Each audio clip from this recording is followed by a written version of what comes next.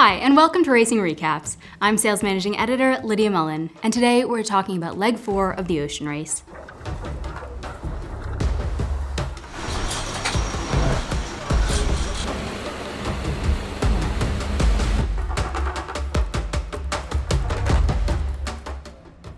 Before we get into the race, let's take a quick look at the scoreboard from the end of Leg 3.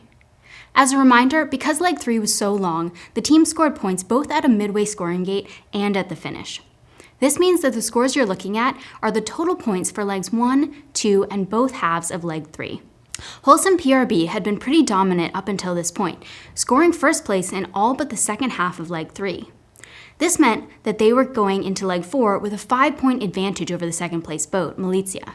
Notably, 5 is also the number of points awarded for first place, so this amounts to a pretty comfortable lead for Wholesome PRB. Which brings us to Leg 4, a 5,550 nautical mile north-south leg from Itajai, Brazil to Newport, Rhode Island. Newport is the only American stopover in the race, and it's also the home port of the American campaign 11th Hour Racing Team. Prior to the start of this leg, crew substitutions were announced across the fleet, including Boris Herrmann stepping off Malizia for Will Harris to skipper as he did in Leg 2, and the entire Wholesome PRB crew aside from skipper Kevin Escoffier rotating out. This allows the exhausted sailors to recover after Leg 3 and the boats to push on with refreshed crews. Other lineup changes included Guyot Environment's co-skippers Robert Stanjek and Benjamin Dutroux both being on board at the same time, and 11th Hour Racing Team's Jack Patel being replaced by Damien Foxall. Energy was high from the onset, with all 5 boats jockeying for space on the start line like dinghy sailors. The fleet remained close as they headed out into shifty, squally conditions outside of Itajai. The wind wasn't super strong, but perhaps counterintuitively, this can actually be the hardest on the crew, since changing winds require constant trim adjustments and sail changes.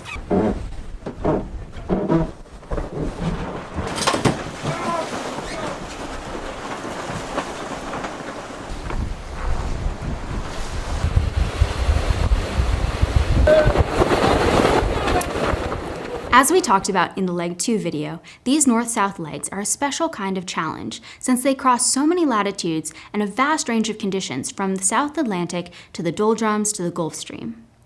Another challenge right off the bat is the presence of exclusion zones, which limit where the boats can sail to avoid things like shipping channels, shoals, or in this case, oil fields. Taking the inside or outside route is one of the first big navigational choices, but as a strong breeze fills in along the coast, taking that shorter path between the shore and the exclusion zone becomes the obvious choice.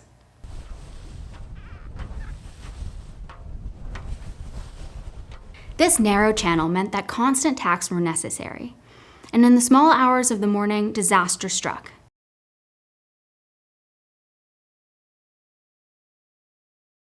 Wholesome PRB's mast came crashing down.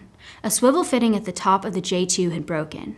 Now, the J2 is a fixed furling sail that must stay up at all times because it acts as a forestay. When the fitting broke, there was nothing to keep the mast from collapsing backwards onto the cockpit enclosure. But the actual dismasting is never the end of the problems. With the rigging still connected, the mast is tethered to the boat and runs the risk of damaging or puncturing the hull. The first order of business after dismasting is cutting the mast free and securing it. The campaign doesn't have a spare mast, but despite each Imaka 60 being slightly different, this generation of boats do have standardized masts. This meant that there was hope for getting a new one. We had a mechanical failure and the mast fall down, as you can see. We are working right now on a jury rig in order to be able to go back in harbor, to be able to be back in the race as soon as possible. The team is working very hard on shore in order to find a solution to get the boat to Newport or next stopover, or the mast to us. But I'm very sad at the same time. Like, that's life.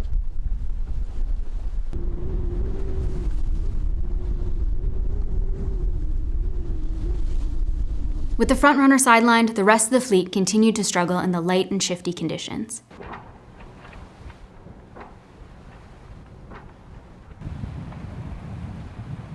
11th Hour Racing Team and Militia were neck and neck approaching the doldrums, with less than 5 nautical miles separating them for days on end. But Guyot Environment wasn't faring so well, with a breakage in their foiling system that left them over 100 miles behind the rest of the pack. Hyper-localized conditions typical of the doldrums had the potential to slow down and shuffle the fleet though, so all hope was not lost. However, while sailing with the wind, the fleet wasn't tacking and maneuvering the way they had to on the way south through this area a few months ago. This helped the standings remain pretty consistent throughout the doldrums, and unfortunately for Guyot Environment, hitting this area later and in slightly different conditions left them even further behind the pack.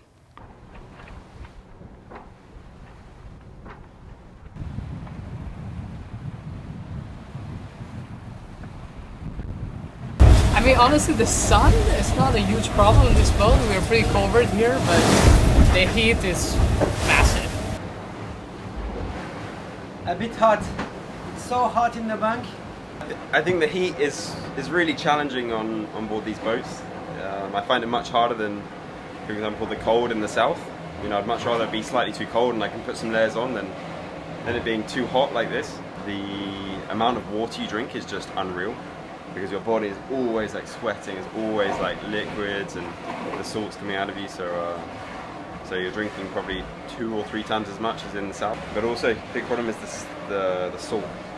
The salt gives you skin rashes, rashes all over your legs, and that's from just being in the wet, kind of damp, sweaty clothes the whole time, and that's really uncomfortable feeling, almost worse than the heat.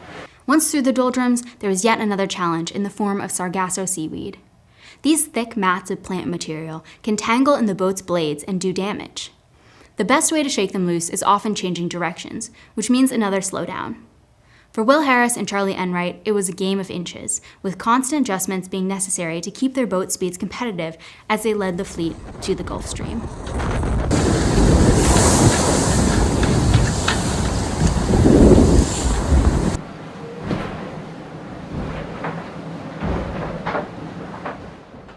This notoriously challenging area lived up to its reputation, serving up a confused sea state and over 30 knots of wind on the approach to Newport.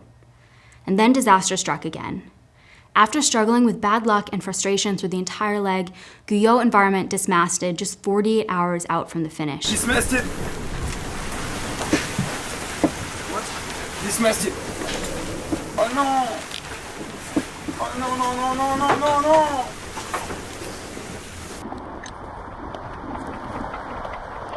2:30 a.m. last night, there was a big sound. It was the boat dismast, so it was a really hard condition. As you can see, there is lots of waves with white caps on the top of the waves. 45 knots average towing speed. So yeah, for sure it's a strong condition, but we were only with the mainsail completely reduced as possible with free reef. No sail at the front, so it was a safe configuration, but the mast fall on the water. It was completely dark. Yeah, there wasn't a lot of rest in the last 48 hours. Normally you get through the Gulf Stream and there's a little bit of reprieve, and not the case in this leg. As you pointed out, there's 3 transitions north of the Gulf Stream, and all tricky in their own way, whether it's bobbing around in no wind or going downwind with sails that are too big and 30 knots. So you just got to be on your toes all the time. 11th Hour and Militia were becalmed just outside of Newport in the final stretch of the race. 11th Hour Racing Team's boat may have been slightly better suited for those conditions, and they also had a slight homeport advantage, having raced to Newport over the summer. Or maybe it was just the dream of coming into their homeport in first place that pushed them to edge away from Militia and cross the finish line in first by just 30 minutes after 17 days at sea. Militia finished second, Biotherm in third, and Wholesome PRB and Guyot Environment didn't score any points for this leg. For the overall scores, this still leaves Wholesome PRB in first, with 11th Hour and Militia tied for second, Biotherm in fourth, and Guyot Environment in fifth. I think the whole team deserved it. Especially the short team put together the boat in an amazing way, and we had to execute it out there, and we did it. We pushed it. It was a really big battle with Militia, and it's pretty awesome to to win a leg, winning in Newport, that is the home of the team, is home of 11-hour racing team, and I think as a team we should be all super proud, no matter if you're a sailor or a short team, logistic, media, we are all part of the same team and we won all together. I mean, this leg was really one where the devil was in the details. It was, all about making sure you're in the right mode, going fast in the right direction, dealing with the clouds, and there was never really an opportunity to get a big break or separate. So it was all about doing the small things well, and that really continued for over 2 weeks, like right down to the end. You know, you just had to be constantly working. I think, the whole time the wind was up and down, the wind was shifting all over the place, and you had to be always trimming the sails, trimming the boat to make sure you had the speed to keep up with the others. And, super impressed with how the team sailed. We did an amazing job keeping up with 11th hour and giving them a real run for their money to the finish there, I'd say. And, they managed to just beat us to the finish there. We had a couple of mistakes and, that let them win, but, they totally deserve it. So really well done to them, but we're so happy with the result as well. It puts us in the fight for the overall. This crew is amazing. They bring what I need. It's a lot of energy, trimming the sails, want to be in front of the others, so it was really great for that, and I think they learn a lot. Keep an eye on Sail Magazine's social media for some live videos from the stopover this week. And as always, for the latest updates, go to sailmagazine.com or theoceanrace.com.